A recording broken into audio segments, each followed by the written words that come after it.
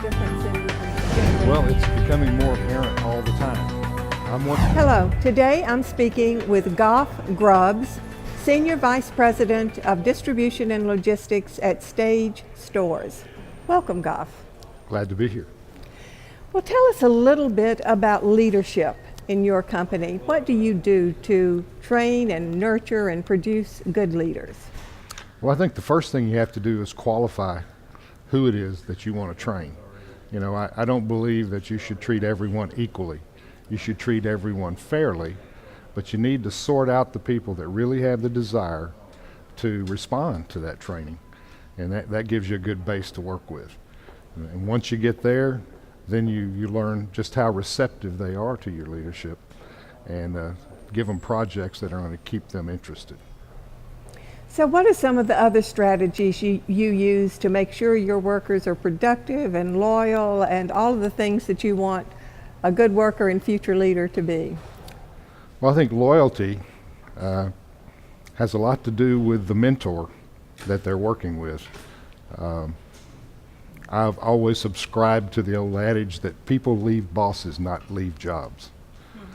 So if I've seen people that will walk through walls for a boss they like, and they'll leave a very good paying, high status job if they're unhappy with their boss.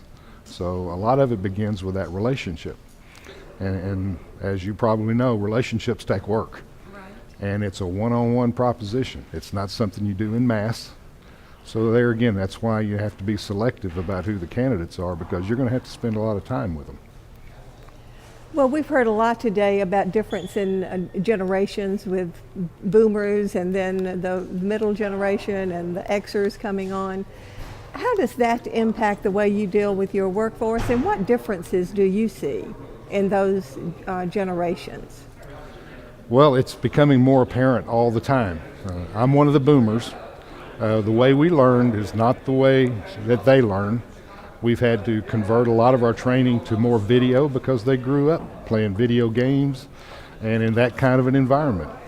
We've had to be sensitive to their attention span. A lot of them get bored easily. If you put them in a job and just leave them there, again, although it may be high paying, it may have good status, if they can't get interested in what they're doing, their attention span leaves and they start looking for someplace else to work.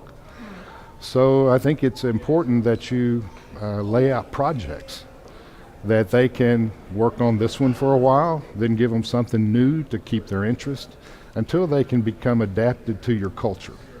Once they're a part of your culture, then you probably have somebody that's going to stay with you. I want to talk to you a little bit about automation and what's driving companies to implement more automation in the logistics field. I know you're in the retail business. We hear a lot about omni-channel retailing. Talk to me a little bit about that and why automation is important. Well, with automation you get not only speed, but space. If it takes, if you can move the product faster, it doesn't occupy as much space, and space is money.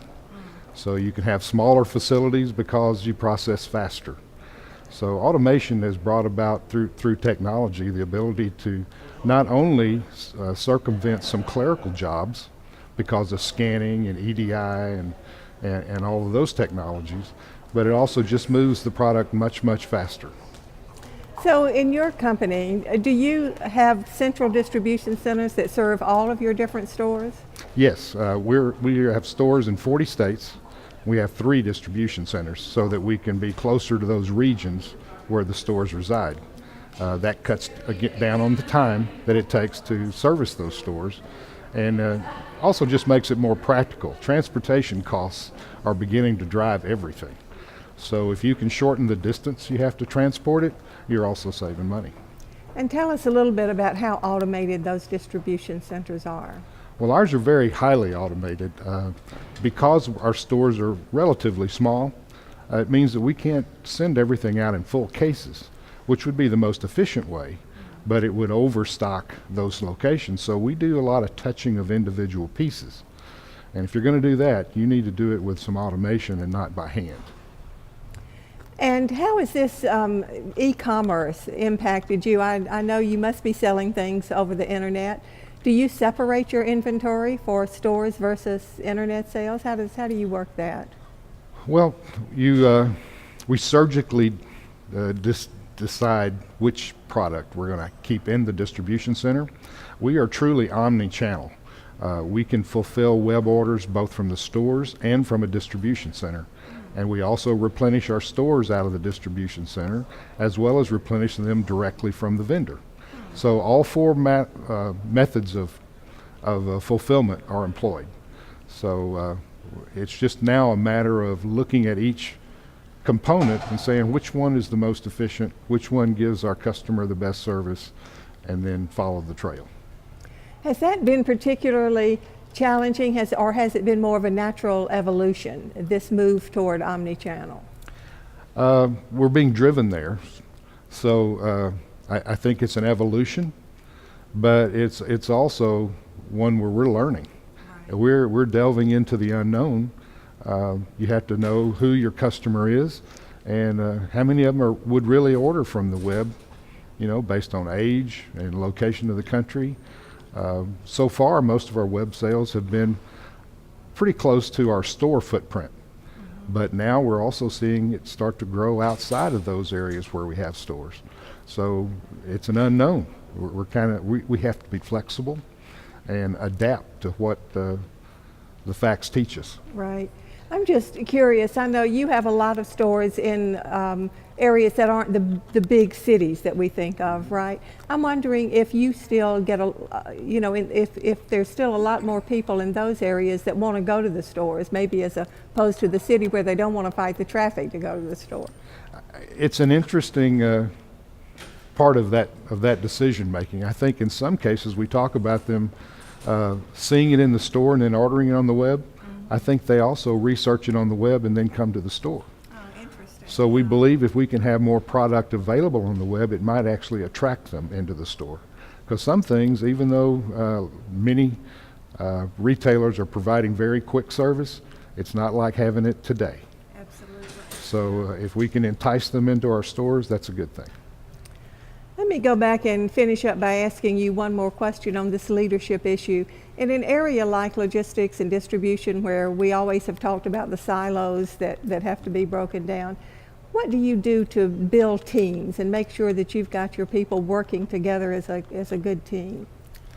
I think you have to invite yourself into other people's silos. I think for far too long we've concentrated on doing our job and assume that the other guy will do his job, and if we all just do our job, we'll win. And I think we're learning that's not enough. We have to invite ourselves into other people's silos and make sure they understand what we do so we can take advantage of those things where there's a synergy. For example, we are working very heavily with our merchants. And how do they write orders so that it's more cost effective to process, more cost effective to transport? Because they can do a lot of things that will help us. We have to work with our vendors on how do they package it. If they package it in such a way there's a lot of air in the cartons, then we're paying needless freight, not getting near as much on the trucks. Right.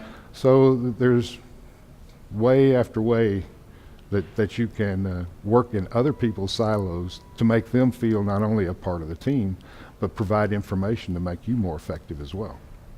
Well, great insights, and thank you so much for being with us today. Thank you very much. I've been speaking with Gough Grubbs of Stage Stores. Thank you for watching.